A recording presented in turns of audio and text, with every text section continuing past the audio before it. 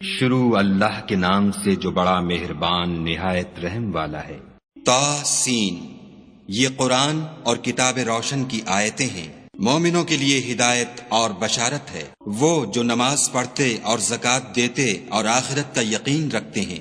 جو لوگ آخرت پر ایمان نہیں رکھتے، ہم نے ان کے اعمال ان کے لیے آراستہ کر دیے ہیں تو وہ سرگرداں ہو رہے ہیں۔ یہی لوگ ہیں جن کے لیے بڑا عذاب ہے اور وہ آخرت میں بھی بہت نقصان اٹھانے والے ہیں۔ اور تم کو قرآن خدائے حکیم و علیم کی طرف سے عطا کیا جاتا ہے۔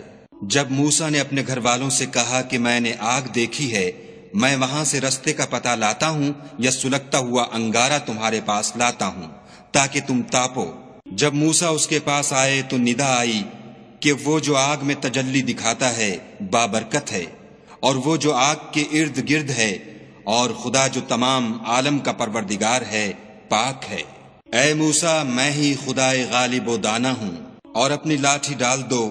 جب اسے دیکھا تو اس طرح ہل رہی تھی گویا سانپ ہے، تو پیٹھ پھیر کر بھاگے اور پیچھے مڑ کر نہ دیکھا۔ حکم ہوا کہ موسیٰ ڈرو مت، ہمارے پاس پیغمبر ڈرا نہیں کرتے۔ ہاں، جس نے ظلم کیا پھر برائی کے بعد اسے نیکی سے بدل دیا تو میں بخشنے والا مہربان ہوں۔ اور اپنا ہاتھ اپنے گریبان میں ڈالو، بے عیب سفید نکلے گا، ان 2 معجزوں کے ساتھ جو 9 معجزوں میں داخل ہیں۔ فرعون اور اس کی قوم کے پاس جاؤ کہ وہ بد کردار لوگ ہیں۔ جب ان کے پاس ہماری روشن نشانیاں پہنچیں، کہنے لگے یہ صریح جادو ہے، اور بے انصافی اور غرور سے ان سے انکار کیا، لیکن ان کے دل ان کو مان چکے تھے۔ سو دیکھ لو کہ فساد کرنے والوں کا انجام کیسا ہوا۔ اور ہم نے داؤد اور سلیمان کو علم بخشا، اور انہوں نے کہا کہ خدا کا شکر ہے جس نے ہمیں اپنے بہت سے مومن بندوں پر فضیلت دی۔ اور سلیمان داؤد کے قائم مقام ہوئے اور کہنے لگے کہ لوگوں، ہمیں خدا کی طرف سے جانوروں کی بولی سکھائی گئی ہے اور ہر چیز عنایت فرمائی گئی ہے، بے شک یہ اس کا صریح فضل ہے۔ اور سلیمان کے لیے جنوں اور انسانوں اور پرندوں کے لشکر جمع کیے گئے، اور وہ قسم وار کیے گئے تھے، یہاں تک کہ جب چونٹیوں کے میدان میں پہنچے تو ایک چونٹی نے کہا کہ چونٹیوں اپنے اپنے بلوں میں داخل ہو جاؤ، ایسا نہ ہو کہ سلیمان اور اس کے لشکر تم کو کچل ڈالیں اور ان کو خبر بھی نہ ہو۔ تو وہ اس کی بات سے ہنس پڑے اور کہنے لگے کہ اے پروردگار، مجھے توفیق عنایت کر کہ جو احسان تو نے مجھ پر اور میرے ماں باپ پر کیے ہیں ان کا شکر کروں، اور ایسے نیک کام کروں کہ تو ان سے خوش ہو جائے، اور مجھے اپنی رحمت سے اپنے نیک بندوں میں داخل فرما۔ اور جب انہوں نے جانوروں کا جائزہ لیا تو کہنے لگے کیا سبب ہے کہ ہدہد نظر نہیں آتا؟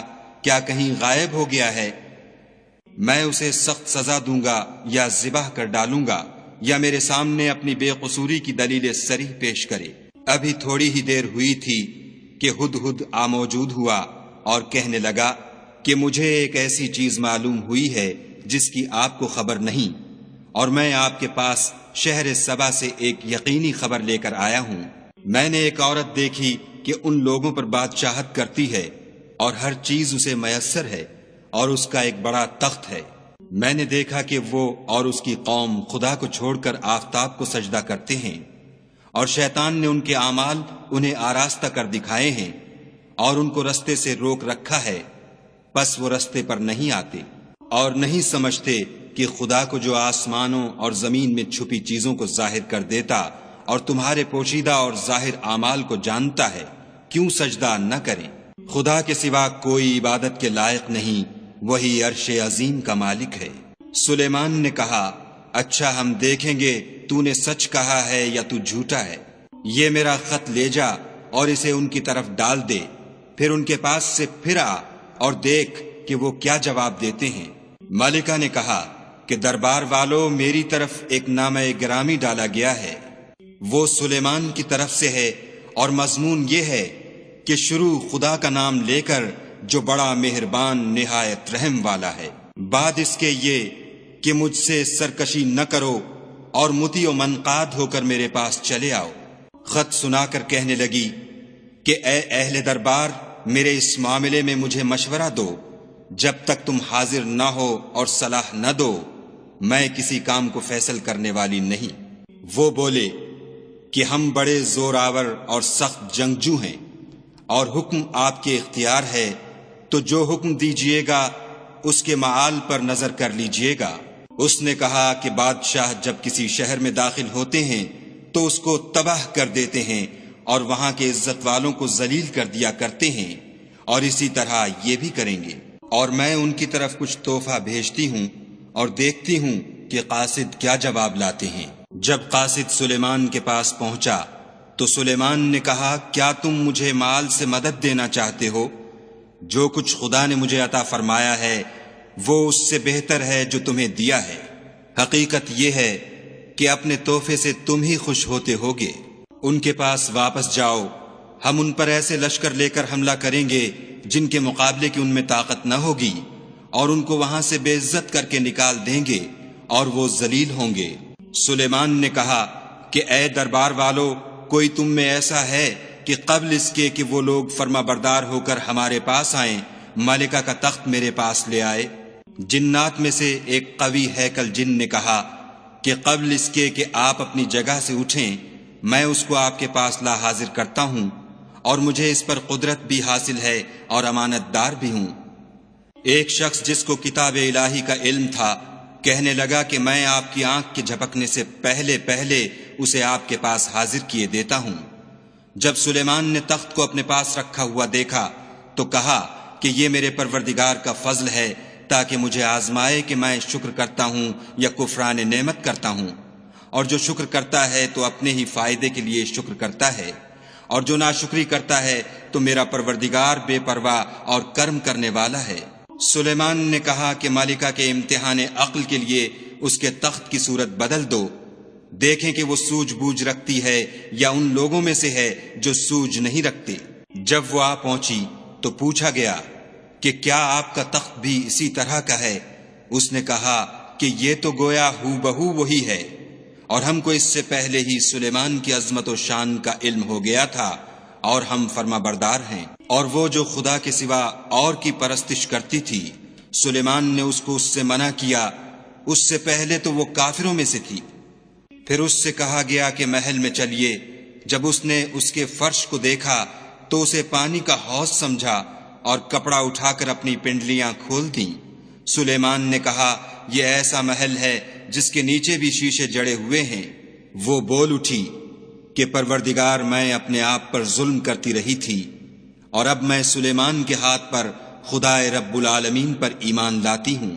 اور ہم نے سمود کی طرف ان کے بھائی صالح کو بھیجا کہ خدا کی عبادت کرو، تو وہ دو فریق ہو کر آپس میں جھگڑنے لگے۔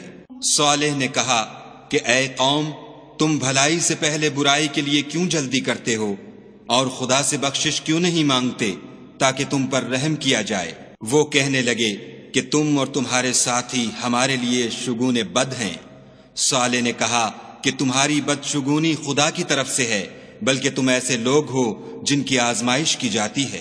اور شہر میں 9 شخص تھے جو ملک میں فساد کیا کرتے تھے اور اصلاح سے کام نہیں لیتے تھے۔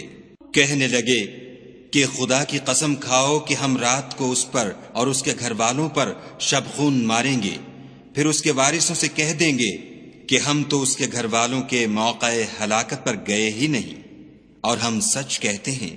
اور وہ ایک چال چلے اور ہم بھی ایک چال چلے، اور ان کو کچھ خبر نہ ہوئی۔ تو دیکھ لو کہ ان کی چال کا انجام کیسا ہوا۔ ہم نے ان کو اور ان کی قوم سب کو ہلاک کر ڈالا۔ اب یہ ان کے گھر ان کے ظلم کے سبب خالی پڑے ہیں۔ جو لوگ دانش رکھتے ہیں ان کے لیے اس میں نشانی ہے، اور جو لوگ ایمان لائے اور ڈرتے تھے ان کو ہم نے نجات دی۔ اور لوط کو یاد کرو جب انہوں نے اپنی قوم سے کہا کہ تم بے حیائی کے کام کیوں کرتے ہو اور تم دیکھتے ہو؟ کیا تم عورتوں کو چھوڑ کر لذت حاصل کرنے کے لیے مردوں کی طرف مائل ہوتے ہو؟ حقیقت یہ ہے کہ تم احمق لوگ ہو۔ تو ان کی قوم کے لوگ بولے تو یہ بولے، اور اس کے سوا ان کا کچھ جواب نہ تھا کہ لوط کے گھر والوں کو اپنے شہر سے نکال دو، یہ لوگ پاک بننا چاہتے ہیں۔ تو ہم نے ان کو اور ان کے گھر والوں کو نجات دی، مگر ان کی بیوی کہ اس کی نسبت ہم نے مقرر کر رکھا تھا کہ وہ پیچھے رہنے والوں میں ہوگی۔ اور ہم نے ان پر مہ برسایا، سو جو میں ان لوگوں پر برسا جن کو متنبع کر دیا گیا تھا برا تھا۔ کہہ دو کہ سب تعریف خدا ہی کو سزاوار ہے، اور اس کے بندوں پر سلام ہے جن کو اس نے منتخب فرمایا، بھلا خدا بہتر ہے یا وہ جن کو یہ اس کا شریک بناتے ہیں؟ بھلا کس نے آسمانوں اور زمین کو پیدا کیا، اور کس نے تمہارے لیے آسمان سے پانی برسایا؟ ہم نے، پھر ہم نے اس سے سرسبز باغ اگائے۔ تمہارا کام تو نہ تھا کہ تم ان کے درختوں کو اگاتے، تو کیا خدا کے ساتھ کوئی اور بھی معبود ہے؟ ہرگز نہیں، بلکہ یہ لوگ رستے سے الگ ہو رہے ہیں۔ بھلا کس نے زمین کو قرارگاہ بنایا اور اس کے بیچ نہریں بنائیں اور اس کے لیے پہاڑ بنائے، اور کس نے دو دریاؤں کے بیچ اوٹ بنائی؟ یہ سب کچھ خدا نے بنایا، تو کیا خدا کے ساتھ کوئی اور معبود بھی ہے؟ ہرگز نہیں، بلکہ ان میں اکثر دانش نہیں رکھتے۔ بھلا کون بے قرار کی التجا قبول کرتا ہے جب وہ اس سے دعا کرتا ہے، اور کون اس کی تکلیف کو دور کرتا ہے، اور کون تم کو زمین میں اگلوں کا جانشین بناتا ہے؟ یہ سب کچھ خدا کرتا ہے، تو کیا خدا کے ساتھ کوئی اور معبود بھی ہے؟ ہرگز نہیں، مگر تم بہت کم غور کرتے ہو۔ بھلا کون تم کو جنگل اور دریا کے اندھیروں میں رستہ بتاتا، اور کون ہواؤں کو اپنی رحمت کے آگے خوشخبری بنا کر بھیجتا ہے؟ یہ سب کچھ خدا کرتا ہے، تو کیا خدا کے ساتھ کوئی اور معبود بھی ہے؟ ہرگز نہیں۔ یہ لوگ جو شرک کرتے ہیں، خدا کی شان اس سے بلند ہے۔ بھلا کون خلقت کو پہلی بار پیدا کرتا، پھر اس کو بار بار پیدا کرتا رہتا ہے؟ اور کون تم کو آسمان اور زمین سے رزق دیتا ہے؟ یہ سب کچھ خدا کرتا ہے، تو کیا خدا کے ساتھ کوئی اور معبود بھی ہے؟ ہرگز نہیں۔ کہہ دو کہ مشرکو، اگر تم سچے ہو تو دلیل پیش کرو۔ کہہ دو کہ جو لوگ آسمانوں اور زمین میں ہیں خدا کے سوا غیب کی باتیں نہیں جانتے، اور نہ یہ جانتے ہیں کہ کب زندہ کر کے اٹھائے جائیں گے، بلکہ آخرت کے بارے میں ان کا علم منتہی ہو چکا ہے، بلکہ وہ اس سے شک میں ہیں، بلکہ اس سے اندھے ہو رہے ہیں۔ اور جو لوگ کافر ہیں کہتے ہیں کہ جب ہم اور ہمارے باپ دادا مٹی ہو جائیں گے تو کیا ہم پھر قبروں سے نکالے جائیں گے؟ یہ وعدہ ہم سے اور ہمارے باپ دادا سے پہلے سے ہوتا چلا آیا ہے۔ کہاں کا اٹھنا اور کیسی قیامت، یہ تو صرف پہلے لوگوں کی کہانیاں ہیں۔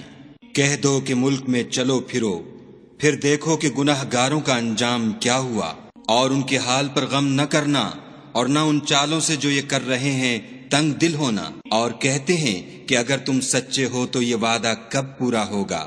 کہہ دو کہ جس عذاب کے لیے تم جلدی کر رہے ہو شاید اس میں سے کچھ تمہارے نزدیک آ پہنچا ہو، اور تمہارا پروردگار تو لوگوں پر فضل کرنے والا ہے، لیکن ان میں سے اکثر شکر نہیں کرتے۔ اور جو باتیں ان کے سینوں میں پوشیدہ ہوتی ہیں اور جو کام وہ ظاہر کرتے ہیں، تمہارا پروردگار ان سب کو جانتا ہے۔ اور آسمانوں اور زمین میں کوئی پوشیدہ چیز نہیں ہے مگر وہ کتاب روشن میں لکھی ہوئی ہے۔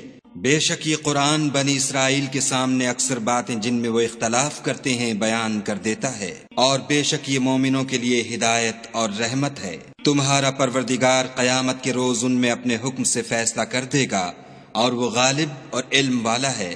تو خدا پر بھروسہ رکھو، تم تو حق صریح پر ہو۔ کچھ شک نہیں کہ تم مردوں کو بات نہیں سنا سکتے، اور نہ بہروں کو جبکہ وہ پیٹھ پھیر کر پھر جائیں آواز سنا سکتے ہو، اور نہ اندھوں کو گمراہی سے نکال کر رستہ دکھا سکتے ہو۔ تم تو انہی کو سنا سکتے ہو جو ہماری آیتوں پر ایمان لاتے ہیں اور وہ فرما بردار ہو جاتے ہیں۔ اور جب ان کے بارے میں عذاب کا وعدہ پورا ہوگا تو ہم ان کے لیے زمین میں سے ایک جانور نکالیں گے جو ان سے بیان کر دے گا، اس لیے کہ لوگ ہماری آیتوں پر ایمان نہیں لاتے تھے۔ اور جس روز ہم ہر امت میں سے اس گروہ کو جمع کریں گے جو ہماری آیتوں کی تکذیب کرتے تھے تو ان کی جماعت بندی کی جائے گی، یہاں تک کہ جب سب آ جائیں گے تو خدا فرمائے گا کہ کیا تم نے میری آیتوں کو جھٹلا دیا تھا، اور تم نے اپنے علم سے ان پر احاطہ تو کیا ہی نہ تھا؟ بھلا تم کیا کرتے تھے؟ اور ان کے ظلم کے سبب ان کے حق میں وعدہ عذاب پورا ہو کر رہے گا تو وہ بول بھی نہ سکیں گے۔ کیا انہوں نے نہیں دیکھا کہ ہم نے رات کو اس لیے بنایا ہے کہ اس میں آرام کریں، اور دن کو روشن بنایا ہے کہ اس میں کام کریں؟ بے شک اس میں مومن لوگوں کے لیے نشانیاں ہیں۔ اور جس روز سور پھونکا جائے گا تو جو لوگ آسمانوں اور جو زمین میں ہیں سب گھبرا اٹھیں گے، مگر وہ جسے خدا چاہے اور سب اس کے پاس عاجز ہو کر چلے آئیں گے۔ اور تم پہاڑوں کو دیکھتے ہو تو خیال کرتے ہو کہ اپنی جگہ پر کھڑے ہیں، مگر وہ اس روز اس طرح اڑتے پھریں گے جیسے بادل۔ یہ خدا کی کاریگری ہے جس نے ہر چیز کو مضبوط بنایا، بے شک وہ تمہارے سب افعال سے باخبر ہے۔ جو شخص نیکی لے کر آئے گا تو اس کے لیے اس سے بہتر بدلہ تیار ہے، اور ایسے لوگ اس روز گھبراہٹ سے بے خوف ہوں گے۔ اور جو برائی لے کر آئے گا تو ایسے لوگ اوندھے منہ دوزخ میں ڈال دیے جائیں گے۔ تم کو تو انہی اعمال کا بدلہ ملے گا جو تم کرتے رہے ہو۔ کہہ دو مجھ کو یہی ارشاد ہوا ہے کہ اس شہر مکہ کے مالک کی عبادت کروں جس نے اس کو محترم اور مقام ادب بنایا ہے، اور سب چیز اسی کی ہے، اور یہ بھی حکم ہوا ہے کہ اس کا حکم بردار رہوں، اور یہ بھی کہ قرآن پڑھا کروں۔ تو جو شخص راہ راست اختیار کرتا ہے تو اپنے ہی فائدے کے لیے اختیار کرتا ہے، اور جو گمراہ رہتا ہے تو کہہ دو کہ میں تو صرف نصیحت کرنے والا ہوں۔ اور کہو کہ خدا کا شکر ہے وہ تم کو عنقریب اپنی نشانیاں دکھائے گا تو تم ان کو پہچان لوگے، اور جو کام تم کرتے ہو تمہارا پروردگار ان سے بے خبر نہیں ہے۔